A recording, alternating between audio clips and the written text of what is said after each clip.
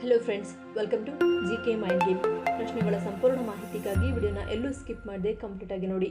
ಇವತ್ತಿನ ಪ್ರಶ್ನೆಗಳಲ್ಲಿ ಮೊದಲನೇ ಪ್ರಶ್ನೆ, ಅತಿ ಹೆಚ್ಚಿನ ಸೋಡಾ ಬಳಕೆಯು ದಂಪತಿಗಳಲ್ಲಿ ಯಾವ ಅಪಾಯವನ್ನು ಹೆಚ್ಚಿಸುತ್ತದೆ? ಆಪ್ಷನ್ಸ್ ಎ ಬಂಜೇತನ, ಬಿ ನಿಮಿರುವಿಕೆ, ಸಿ ವೀರ್ಯಾಣು ಕೊರತೆ, ಡಿ ಆಸಕ್ತಿ ಕುಂಠಿತ.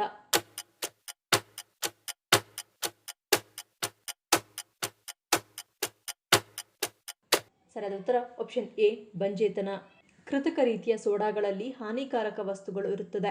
ಸೋಡಾವನ್ನು ಹೆಚ್ಚು ಸೇವಿಸುವುದರಿಂದ ಮಹಿಳೆಯರು ಮತ್ತು ಪುರುಷರಲ್ಲಿ ಬಂಜೇತನದ ಅಪಾಯವನ್ನು ಹೆಚ್ಚಿಸುತ್ತದೆ. ಹೆಚ್ಚು ಸೋಡಾವನ್ನು ಸೇವಿಸುವುದು ಪುರುಷರು ವೀರ್ಯಾಣುಗಳ ಸಂಖ್ಯೆ, ಚಲನಶೀಲತೆ ಮತ್ತು ಫಲವತ್ತತೆಗೆ ಪರಿಣಾಮ ಬೀರುವ ಇದರ ನಿಯತಾಂಕಗಳನ್ನು ಕಡಿಮೆ ಮಾಡುವ ಅಪಾಯವನ್ನು 4 ಪಟ್ಟು ಹೆಚ್ಚು ಹೊಂದುತ್ತಾರೆ. ಎರಡನೇ ಪ್ರಶ್ನೆ, ಅಸ್ತಮಾ ಸಮಸ್ಯೆ ಉಂಟಾದಾಗ ದೇಹದಲ್ಲಿ ಏನಾಗುತ್ತದೆ? ಆಪ್ಷನ್ಸ್ ಎ ಕಫ ಶೇಖರಣೆ, ಬಿ ಶ್ವಾಸಕೋಶ ಸೋಂಕು, ಸಿ ನಾಳಗಳ ಊತ, ಡಿ ಎದೆ ಬಿಗಿತ.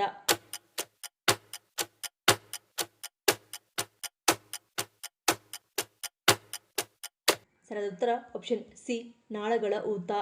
ಅಸ್ತಮಾ ಸಮಸ್ಯೆ ಉಂಟಾದ ಸಂದರ್ಭದಲ್ಲಿ ಶ್ವಾಸಕೋಶದ ಭಾಗದಲ್ಲಿ ಕಂಡುಬರುವ ಉಸಿರಾಟ ನಾಳಗಳ ಒಳಭಾಗ ಊದಿಕೊಳ್ಳುತ್ತದೆ. ಇದರಿಂದ ಉಸಿರಾಟ ನಾಳಗಳ ಫ್ಲೆಕ್ಸಿಬಿಲಿಟಿ ಕಡಿಮೆಯಾಗುತ್ತದೆ. ಈ ಸಮಯದಲ್ಲಿ ರೋಗಿಗೆ ಎದೆ ಹಿಡಿದುಕೊಂಡಂತೆ ಗಟ್ಟಿಯಾಗಿ ಉಸಿರಾಡಲು ಕಷ್ಟವಾಗುತ್ತದೆ.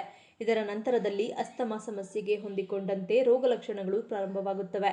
ದಮ್ಮು, ಕೆಮ್ಮು, ತೀವ್ರತರದ ಉಸಿರಾಟ, ಮಾತನಾಡಲು ಕಷ್ಟವಾಗುವುದು, ಹೀಗೆ ಹಲವು ಸಮಸ್ಯೆಗಳು ಪ್ರಾರಂಭವಾಗುತ್ತವೆ. ಮೂರನೇ ಪ್ರಶ್ನೆ, ಸೈಲೆಂಟ್ ಹಂಟರ್ ಅಥವಾ ಮೌನ ಬೇಟೆಗಾರ ಎಂದು ಕರೆಯಲ್ಪಡುವ ಜೀವಿ ಯಾವುದು? ಆಪ್ಷನ್ಸ್ ಎ ಚಿರತೆ, ಬಿ ಹದ್ದು, ಸಿ ಬ್ಲ್ಯಾಕ್ ಪ್ಯಾಂಥರ್, ಡಿ ಗೂಬೆ.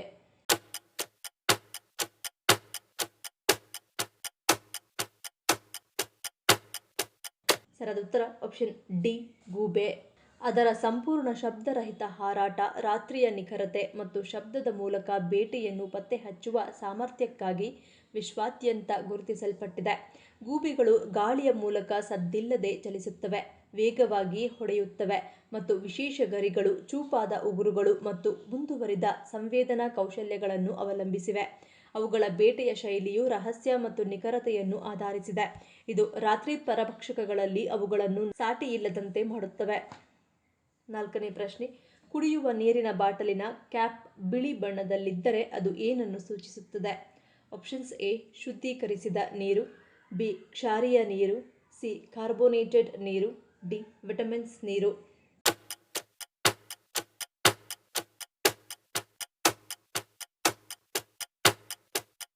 ಸರಿಯಾದ ಉತ್ತರ ಆಪ್ಷನ್ ಎ ಶುದ್ಧೀಕರಿಸಿದ ನೀರು. ಬಿಳಿ ಮುಚ್ಚಳದ ನೀರು RO ಅಥವಾ ಸಂಸ್ಕರಿಸಿದ ನೀರು ಎಂದು ಸೂಚಿಸುತ್ತದೆ. ಇದರರ್ಥ ಅದರ ಖನಿಜಗಳನ್ನು ಸಮತೋಲನಗೊಳಿಸಲು ಯಂತ್ರದಿಂದ ಸ್ವಚ್ಛಗೊಳಿಸಲಾಗಿದೆ. ಇದು ದೈನಂದಿನ ಜೀವನದಲ್ಲಿ ಸಾಮಾನ್ಯವಾಗಿ ಬಳಸುವ ನೀರು. ಅಲ್ಲದೆ ಇದರಿಂದ ಕೂಡ ಆರೋಗ್ಯಕ್ಕೆ ಏನೂ ಸಮಸ್ಯೆಗಳು ಇರದು. ಆದರೆ ಇದರಲ್ಲಿ ಖನಿಜಾಂಶಗಳು ಮಾತ್ರ ತುಂಬಾನೇ ಕಡಿಮೆ ಇರುತ್ತದೆ. ಐದನೇ ಪ್ರಶ್ನೆ, ಯಾವ ಹಣ್ಣನ್ನು ಸೌಮ್ಯವಾದ ನಿರ್ವಿಷೀಕರಣದ ಹಣ್ಣು ಎಂದು ಹೇಳಲಾಗುತ್ತದೆ? ಆಪ್ಷನ್ಸ್ ಎ ದಾಳಿಂಬೆ, ಬಿ ಕಲ್ಲಂಗಡಿ, ಸಿ ಪಪ್ಪಾಯಿ, ಡಿ ಸೀತಾಫಲ.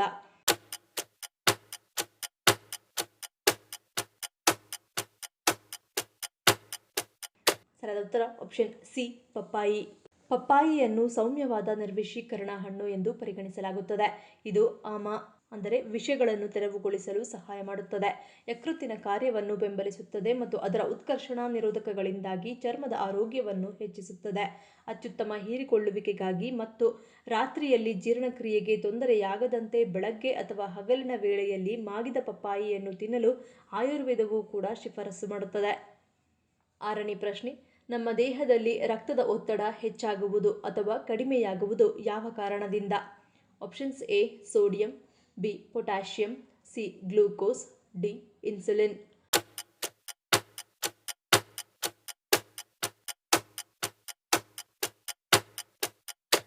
ಸರಿಯಾದ ಉತ್ತರ ಆಪ್ಷನ್ ಎ ಮತ್ತು ಬಿ. ನಮ್ಮ ದೇಹದಲ್ಲಿ ರಕ್ತದ ಒತ್ತಡ ಹೆಚ್ಚಾಗುವುದು ಅಥವಾ ಕಡಿಮೆಯಾಗುವುದು ಮುಖ್ಯವಾಗಿ 2 ಅಂಶಗಳಿಂದ. ಅದು ಸೋಡಿಯಂ ಮತ್ತು ಪೊಟ್ಯಾಷಿಯಂ. ನಾವು ನಮ್ಮ ಆಹಾರ ಸೇವನೆಯಿಂದ ಇವುಗಳ ಸಮತೋಲನತೆಯನ್ನು ಕಾಯ್ದುಕೊಂಡರೆ ಅಚ್ಚುಕಟ್ಟಾಗಿ ರಕ್ತದ ಒತ್ತಡದ ಸಮಸ್ಯೆಯನ್ನು ನಿರ್ವಹಣೆ ಮಾಡಬಹುದು. ಏಳನೇ ಪ್ರಶ್ನೆ, ಭಾರತದ ಯಾವ ಭಾಷೆ 4 ದೇಶಗಳ ನೋಟಿನ ಮೇಲೆ ಮುದ್ರಣವಾಗಿದೆ? Options A Hindi, B Sanskrit, C Tamil, D Kannada.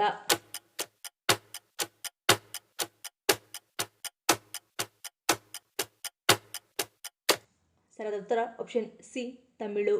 Tamil ಒಂದು ಶಾಸ್ತ್ರೀಯ ಭಾಷೆಯಾಗಿದ್ದು ಇತಿಹಾಸ ಮತ್ತು ಸಾಹಿತ್ಯದ ದೃಷ್ಟಿಯಿಂದ ಅತ್ಯಂತ ಶ್ರೀಮಂತವಾಗಿದೆ. ಹಾಗಾಗಿಯೇ ಅದು ಒಂದಲ್ಲ ಒಟ್ಟು 4 ದೇಶಗಳ ನೋಟಿನ ಮೇಲೆ ಮುದ್ರಣವಾಗುತ್ತದೆ. ಶ್ರೀಲಂಕಾದಲ್ಲಿ ತಮಿಳು ಅಧಿಕೃತ ಭಾಷೆಗಳಲ್ಲಿ ಒಂದಾಗಿದೆ. ಅಲ್ಲಿ ತಮಿಳು ಭಾಷಿಕರ ಸಂಖ್ಯೆ ಗಣನೀಯವಾಗಿರುವುದರಿಂದ ಶ್ರೀಲಂಕಾ ರೂಪಾಯಿ ನೋಟುಗಳ ಮುಂಭಾಗ ಮತ್ತು ಹಿಂಭಾಗದಲ್ಲಿಯೂ ತಮಿಳು ಲಿಪಿಯನ್ನು ಕಾಣಬಹುದು. ಸಿಂಗಾಪುರದಲ್ಲಿ ಇಂಗ್ಲಿಷ್, ಚೀನೀಸ್, ಮಲಯ ಮತ್ತು ತಮಿಳು ಈ 4 ಅಧಿಕೃತ ಭಾಷೆಗಳಿವೆ.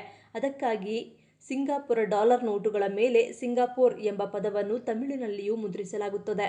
ಮಾರಿಷಸ್ ದ್ವೀಪ ರಾಷ್ಟ್ರದಲ್ಲಿ ಭಾರತೀಯ ಮೂಲದ ಜನಸಂಖ್ಯೆಯ ಪ್ರಮಾಣ ಹೆಚ್ಚಿನದಾಗಿದೆ. ತಮಿಳು ಕೂಡ ಅಲ್ಲಿನ ಪ್ರಮುಖ ಭಾಷೆಗಳಲ್ಲೊಂದು. ಅದರ ಪರಿಣಾಮವಾಗಿ ಮಾರಿಷಸ್ ರೂಪಾಯಿ ನೋಟುಗಳ ಮೇಲೂ ಹಲವು ಕಡೆ ತಮಿಳು ಲಿಪಿಯನ್ನು ಬಳಸಿರುವುದು ಕಾಣುತ್ತದೆ. ಇನ್ನು ಕೊನೆಯದಾಗಿ ಭಾರತದ ಕರೆನ್ಸಿ ನೋಟುಗಳ ಮೇಲಿರುವ ಭಾಷಾ ಪಟ್ಟಿಯಲ್ಲೂ ತಮಿಳು ಪ್ರಮುಖವಾಗಿ ಸ್ಥಾನ ಪಡೆದಿದೆ. ಇದು ತಮಿಳು ಭಾರತದ ಅಧಿಕೃತ ಮತ್ತು ಸಂವಿಧಾನಿಕ ಭಾಷೆಗಳಲ್ಲಿ ಒಂದಾಗಿರುವುದನ್ನು ಸ್ಪಷ್ಟವಾಗಿ ಸಾರುತ್ತದೆ.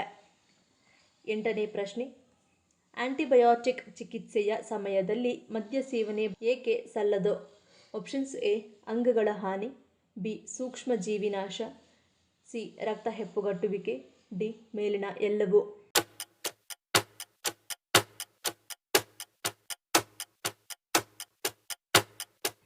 ಸರಿಯಾದ ಉತ್ತರ ಆಪ್ಷನ್ ಬಿ ಸೂಕ್ಷ್ಮಜೀವಿ ನಾಶ.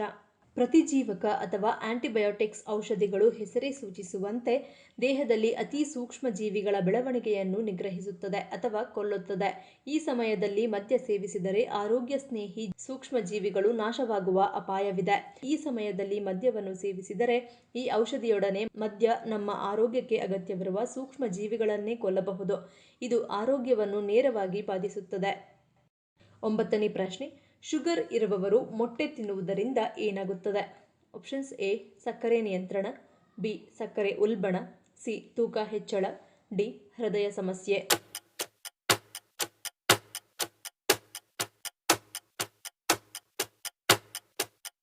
ಸರಿಯಾದ ಉತ್ತರ ಆಪ್ಷನ್ ಎ ಸಕ್ಕರೆ ನಿಯಂತ್ರಣ. ಮೊಟ್ಟೆಯಲ್ಲಿ ಉನ್ನತ ಮಟ್ಟದ ಪ್ರೋಟೀನ್ ಇರುವ ಕಾರಣದಿಂದಾಗಿ ಇದು ದೀರ್ಘಕಾಲದ ತನಕ ಹೊಟ್ಟೆ ತುಂಬಿರುವಂತೆ ಮಾಡುತ್ತದೆ. ಮೊಟ್ಟೆಯು ಅನಾರೋಗ್ಯಕರ ಹಸಿವಾಗುವುದನ್ನು ತಡೆಯುವುದು ಮತ್ತು ಮಧುಮೇಹ ಇರುವಂತಹ ಜನರಲ್ಲಿ ತೂಕ ನಿಯಂತ್ರಣದಲ್ಲಿ ಇಟ್ಟುಕೊಳ್ಳಲು ನೆರವಾಗುವುದು. ಇದರೊಂದಿಗೆ ಮಧುಮೇಹವು ಹದ್ದುಬಸ್ತಿನಲ್ಲಿ ಇರುವುದು. ಇದನ್ನು ಮಧುಮೇಹಿಗಳು ತಮ್ಮ ಆಹಾರ ಕ್ರಮದಲ್ಲಿ ಅಗತ್ಯವಾಗಿ ಸೇರಿಸಿಕೊಳ್ಳಬಹುದು. ಇದು ಸ್ವಲ್ಪ ಪ್ರಮಾಣದಲ್ಲಿ ಕ್ಯಾಲರಿ ಮತ್ತು ಕೊಬ್ಬನ್ನು ಕೂಡ ಹೊಂದಿರುತ್ತದೆ. ಇದರಿಂದಾಗಿ ಮಿತ ಪ್ರಮಾಣದಲ್ಲಿ ಮಾತ್ರ ಸೇವನೆ ಮಾಡುವುದು ಒಳ್ಳೆಯದು. 10ನೇ ಪ್ರಶ್ನೆ, ಭಾರತದ ಯಾವ ರಾಜ್ಯ ಅತಿ ಹೆಚ್ಚು ವಿಷಕಾರಿ ಹಾವಿನ ಪ್ರಭೇದಗಳನ್ನು ದಾಖಲಿಸುತ್ತದೆ? Options A Karnataka, B Gujarat, C Assam, D Kerala.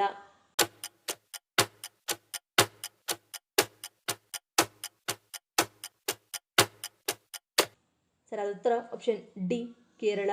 ಕೇರಳವು ಹೆಚ್ಚಿನ ಹಾವಿನ ವೈವಿಧ್ಯತೆಗೆ ಹೆಸರುವಾಸಿಯಾಗಿದೆ. ಇದಕ್ಕೆ ಪಶ್ಚಿಮ ಘಟ್ಟಗಳ ಹಚ್ಚ ಹಸಿರಿನ ಕಾಡುಗಳು, ಜೌಗು ಪ್ರದೇಶಗಳು, ಹಿನ್ನೀರು ಮತ್ತು ಉಷ್ಣವಲಯದ ಹವಾಮಾನವು ಬೆಂಬಲ ನೀಡುತ್ತದೆ. ರಾಜ್ಯವು ಪ್ರತಿ ವರ್ಷ ಗಮನಾರ್ಹ ಸಂಖ್ಯೆಯ ಹಾವು ಕಡಿತಗಳನ್ನು ಅನುಭವಿಸುತ್ತದೆ. 11ನೇ ಪ್ರಶ್ನೆ, ಉತ್ತರ ಪ್ರದೇಶದ ಯಾವ ಜಿಲ್ಲೆಯನ್ನು ಮಸಾಲೆಗಳ ನಗರ ಎಂದು ಕರೆಯಲಾಗುತ್ತದೆ? Options A Mau, B Ghaziabad, C Kanpur, D Bareilly.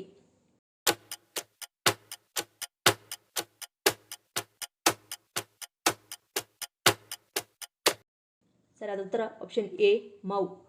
ಪೂರ್ವ ಉತ್ತರ ಪ್ರದೇಶದ ಮೌ ಜಿಲ್ಲೆಯನ್ನು ಮಸಾಲೆಗಳ ನಗರ ಎಂದು ಕರೆಯಲಾಗುತ್ತದೆ. ಇದು ಉತ್ತಮ ಗುಣಮಟ್ಟದ ಕೆಂಪು ಮೆಣಸಿನ ಪುಡಿಯನ್ನು ಉತ್ಪಾದಿಸುವುದಕ್ಕೆ ಹೆಸರುವಾಸಿಯಾಗಿದೆ. ಮೊಘಲ್ ಮತ್ತು ಬ್ರಿಟಿಷ್ ಯುಗಗಳ ಶ್ರೀಮಂತ ಇತಿಹಾಸದೊಂದಿಗೆ ಮೌ ಮಸಾಲೆ ವ್ಯಾಪಾರ ಮತ್ತು ಸಂಸ್ಕೃತಿಗೆ ಪ್ರಮುಖ ಕೇಂದ್ರವಾಗಿದೆ.